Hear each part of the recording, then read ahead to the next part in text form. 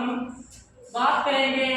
यहाँ पे हमारे पास दो टॉपिक हैं, एक है प्रभाविता का नियम, दूसरा है पृथक्करण का नियम। ये प्रभाविता और पृथक्करण क्या है इसके बारे में हम समझेंगे ये क्या है। और ये बायोलॉजी का कक्षा 10 और 12 में बहुत ही पूछा जाने वाला सवाल है। बोर्ड परीक्षा में कई बार क्वेश्चन आते भी हैं और हम इस क्वेश्चन को बहुत ही आसान तरीके से आपको समझाने का प्रयास कर रहे हैं। आपको परिभाषा के साथ में क्लास के माध्यम से पूरा इसको हम विधिवत बताएंगे और इसको आप बहुत अच्छे से देखिएगा, पूरी क्लास देखिएगा। इसको देखने के बाद आपको ये कोई कन्फ्यूजन नहीं रहेगा, एकदम आपके टॉपिक एकदम क्लियर हो जाएंगे। देखिए, प्रभाविता का नियम और पृथक्करण का नियम क्या है। ये मेंडल के द्वारा दिए गए हुए नियम हैं। उन्होंने अपने प्रयोगों के द्वारा 3 प्रकार के नियम दिए थे। आनुवंशिकता के वंशागत के उन्होंने 3 नियम दर्शाए थे जो कि अपने मटर के पौधे पे प्रयोग किए थे और 3 नियम दिए थे। पहला कौन सा था? प्रभाविता का नियम। दूसरा कौन सा था? पृथक्करण का नियम।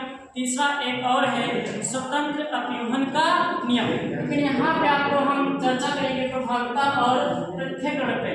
देखिए, पृथक्करण का नियम क्या है बहुत ही अच्छे से समझिएगा, ये बहुत बार पूछा गया हुआ क्वेश्चन है। देखिए, यहाँ पे हमने परिभाषा भी लिख दी। क्या कहा गया है परिभाषा में? इस नियम के अनुसार, है ना, इस नियम के अनुसार जब किसी विपरीत, है ना, देखिए लिखा है, जब किसी विपरीत लक्षणों वाले पौधों के बीच में संकरण कराया जाता है तो जो पूर्ण पीढ़ी प्राप्त होती है उसमें संकर लंबे पौधे प्राप्त होते हैं। इसे प्रभाविता का नियम कहते हैं। इस आधार पर परिभाषा के द्वारा इस क्लास को समझ सकते हैं या अथवा में और भी परिभाषा बोल सकते हैं। कह सकते हैं जब शुद्ध लंबे तथा शुद्ध बौने पौधे के बीच में संकरण कराते हैं तो F1 पीढ़ी में जो पौधे प्राप्त होते हैं कैसे होते हैं? संकर लंबे पौधे प्राप्त होते हैं। यहाँ पे देखिए, हमने यहाँ पे लिखा भी है, यहाँ पे कैपिटल टी यहाँ पे क्या है? स्मॉल टी और स्मॉल टी। ये क्या है? शुद्ध लंबे पौधे और ये क्या है? शुद्ध बौने पौधे। इसको आप प्रभावी भी कह सकते हैं। यह है प्रभावी पौधा और ये क्या है? अप्रभावी पौधा। प्रभावी पौधा और अप्रभावी पौधा। तो जब प्रभावी पौधा और अप्रभावी पौधे के बीच में संकरण करते हैं तो जो F1 पीढ़ी प्राप्त होती है ये कैसी रहती है? संकर लंबे पौधे।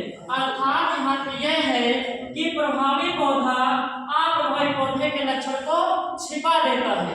इसे प्रभाविता का नियम कहते हैं। यह मेंडल का प्रथम नियम भी कहलाता है। ठीक है, तो इस तरह से आप प्रभाविता के नियम को समझ गए होंगे। अब हम बात कर रहे हैं पृथक्करण के नियम की। देखिए, पृथक का मतलब होता है अलग अलग। पृथक का मतलब क्या होता है? अलग अलग। कि इसमें मेंडल ने क्या किया था कि जो यहाँ प्रभाविता के द्वारा प्राप्त हुई F1 पीढ़ी थी इसी को लेकर के उन्होंने क्या करा दिया था? संकरण करा दिया।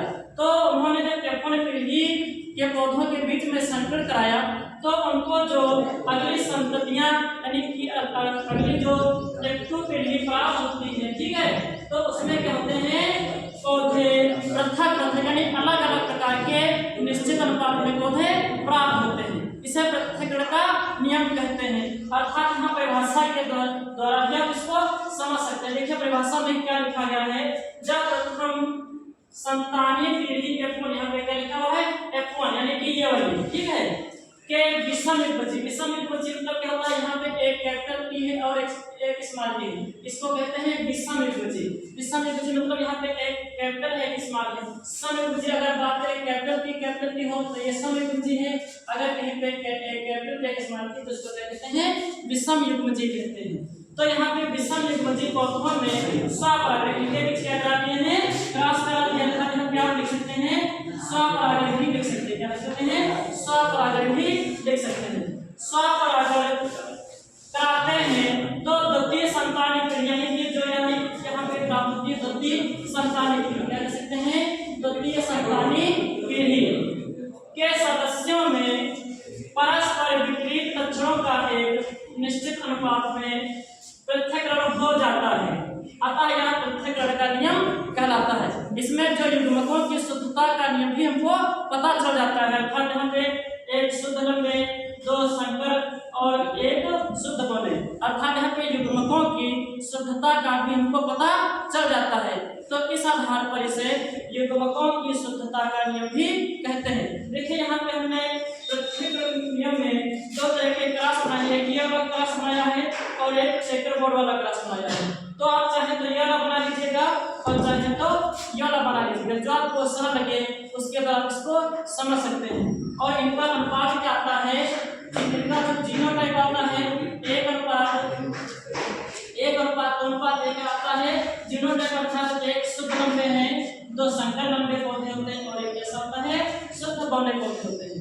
और फिनोटाइप का अर्थ यहाँ पे क्या है, इसको लक्षणानुपात भी कहते हैं या दृश्य रूप भी कहते हैं। अर्थात ये तो शुद्ध लंबा पौधा है ही, और ये भी कैसे संकर, ये कैसे हैं संकर लंबे, ये भी कैसे होते हैं संकर लंबे पौधे होते हैं। तो तीन प्रकार के पौधे कैसे लंबे पौधे हैं और एक कैसा है शुद्ध बौना पौधा होता है। तो इसका फिनोटाइप होता है 3:1। अर्थात यहाँ पे लक्षणानुपात का से अगर आपको कोई 4 पेड़ दे दिए जाए, अब इस तरह से पूछा जाए क्या छोटा हो, तीन कैसे हो लंबे पौधे हो, तो दृश्य में देख सकते हैं, है ना। तो ये लक्षण को देख करके पहचानना होता है। हम क्या होता है इसमें कितने पौधे लंबे हैं कितने पौधे बौने हैं, तो देख कर पहचान लोगे कि 3 लंबे हैं और एक क्या है बौना है। इसी को कहते हैं फिनोटाइप का लक्षणानुपात।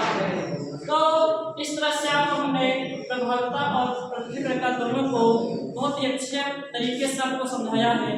और हमारे वीडियो को आप ज़्यादा से ज़्यादा देखिए, ज़्यादा से ज़्यादा सब्सक्राइब करिए और लाइक करिए, शेयर करिए। और अगर आपको कुछ पूछना है, कोई सवाल आपका है, तो आप कमेंट करिए, हम उसका तुरंत वीडियो बना के आप तक पहुँचाएंगे। धन्यवाद।